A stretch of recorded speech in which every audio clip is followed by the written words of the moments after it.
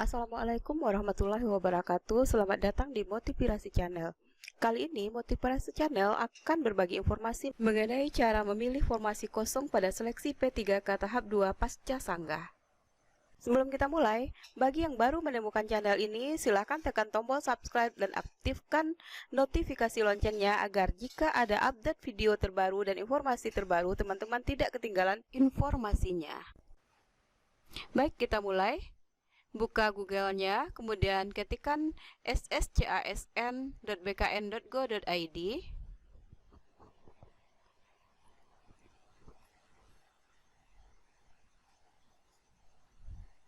Nah, pada bagian layanan informasi, kita pilih hasil seleksi P3K Guru.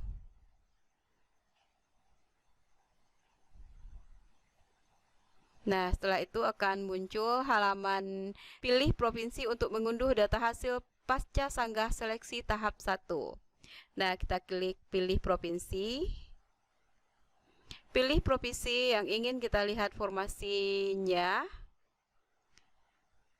Oke, setelah itu klik unduh hasil pasca sanggah seleksi tahap 1. Kemudian kita pilih kabupaten atau kota yang akan kita cari formasinya. Nah, sebagai contoh di sini saya ambil Kota Padang. Nah, kemudian setelah kita klik maka akan muncul halaman hasil seleksi kompetensi pengadaan P3K Guru di kota ataupun kabupaten yang kita klik tadi. Kita lihat ada beberapa halaman. Nah, di sini ada sekitar 300 lebih halaman. Nah, bagaimana caranya untuk mencari formasi kosong? Nah, supaya cepat kita munculkan tombol pencariannya dengan cara menekan Ctrl F pada keyboard. Maka akan muncul tombol pencariannya. Pada tombol pencarian ini kita ketikkan kata kunci formasi yang ingin kita cari. Nah, misalnya kita ingin mencari formasi guru seni budaya, maka kita akan ketikkan seni budaya di sini. Maka akan muncul halaman-halaman yang memuat tentang formasi seni budaya. Nah, kita lihat di sini ada sekitar 11 halaman. Kemudian untuk contoh berikutnya kita coba cek untuk formasi PPKN. Nah, kita hapus. Kita ketik di sini PPKN. Nah, kita tunggu sampai muncul lembar-lembar yang berisikan tentang formasi-formasi guru PPKN. Nah, di sini ada sekitar 12 lembar. Nah, ini dia. Nah, bagaimana cara memilih formasi kosong pada hasil pasca sanggah seleksi tahap 1 tersebut?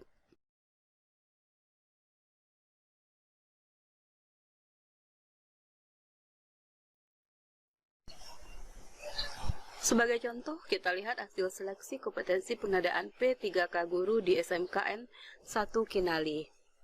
Nah, di sini kita akan mencari formasi kosong pada formasi guru agama Islam. Nah, coba kita cek. Di sini ada 2 formasi. Jumlah formasinya ada 2. Nah, yang terisi baru 1. Oke, nah ini dia yang lulus, yang satu yang lulus. Nah, dengan keterangan dapat afirmasi A, B, D. Nah, apa maksudnya afirmasi A, B, D ini? Nah, berikut penjelasannya. Nah, coba perhatikan. Afirmasi A adalah untuk yang memiliki cerdik, sedangkan B yaitu afirmasi untuk usia 35 tahun ke atas. Nah, afirmasi D adalah untuk X kategori 2, X tenaga honorer kategori 2. Nah, pada kolom keterangan juga kita lihat X strip P1L. Nah, apa maksudnya X?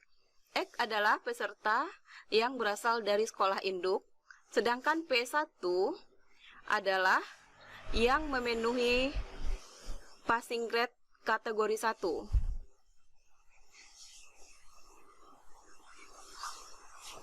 Nah, sedangkan L sudah pasti itu keterangannya singkatan dari lulus. Jadi dapat kita baca tabelnya bahwa peserta yang lulus ini adalah peserta dari sekolah induk yang memperoleh nilai passing grade sesuai dengan kategori 1 dan memperoleh afirmasi Serdik usianya 35 dan Ek tenaga honorer kategori 2. Dari tabel ini kita ketahui bahwa ada satu lagi formasi untuk guru agama pada SMKN 1 Kinali ini yang kosong karena formasi yang dibutuhkan adalah 2, jumlah yang lulus baru 1, berarti ada satu lagi yang kosong. Nah, di sini formasi yang bisa kita manfaatkan. Nah, begitu dia cara mencari formasi kosong pada seleksi P3K tahap 2. Sebelum memilih formasi, ada baiknya kita mengetahui arti dari kode-kode yang ada pada keterangan di tabel hasil seleksi tahap 1 P3K Guru tahun 2021 ini.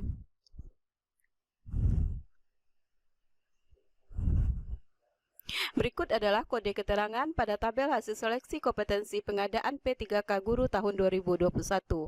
Kode A maksudnya adalah peserta yang mempunyai Serdik. Kode B adalah peserta dengan usia 35 tahun ke atas.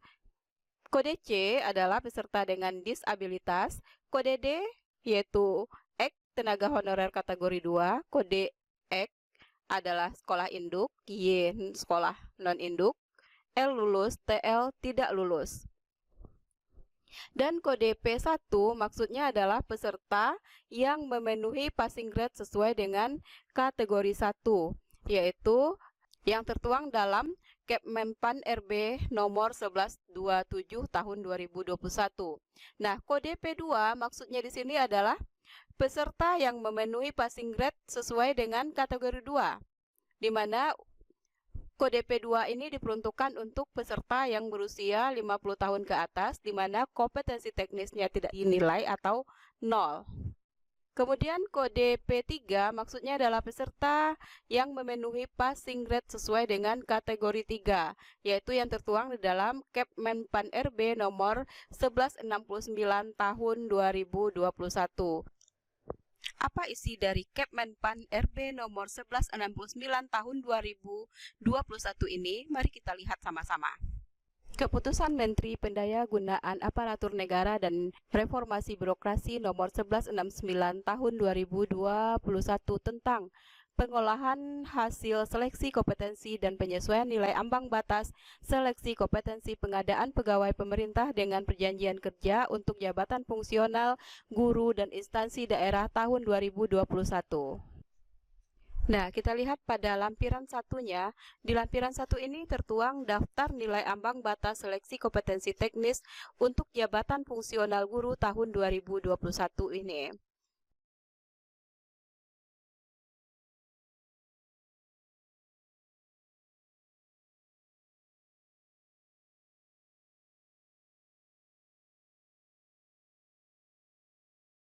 Nilai ambang batas kategori 1 itu yang disingkat dengan P1 tadi. Nah, nilai ambang batas kategori 2 yang disingkat dengan P2 tadi yang untuk yang berusia 50 tahun ke atas. Nah, ini yang disingkat dengan P3 yaitu nilai ambang batas kategori 3 yang ini. Nah, coba kita cek ke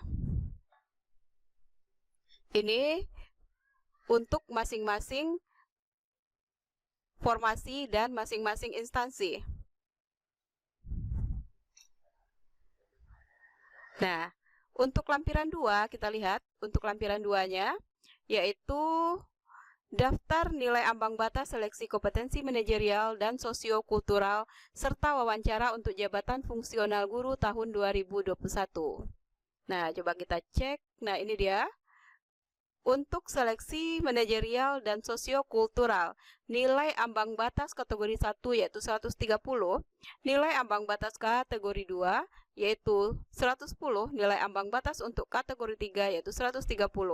Nah, untuk wawancara nilai ambang batas kategori 1-nya yaitu 24, nilai ambang batas kategori 2-nya 20, nilai ambang batas untuk kategori 3-nya yaitu 24.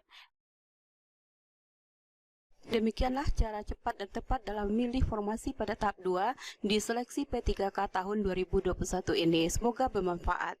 Dan akhir kata, saya ucapkan terima kasih bagi teman-teman yang telah menekan tombol subscribe dan like serta komennya. Dan bagi yang belum menekan tombol subscribe-nya, silahkan tekan tombol subscribe-nya dan aktifkan notifikasi loncengnya agar jika ada update video-video terbaru, teman-teman tidak ketinggalan informasinya.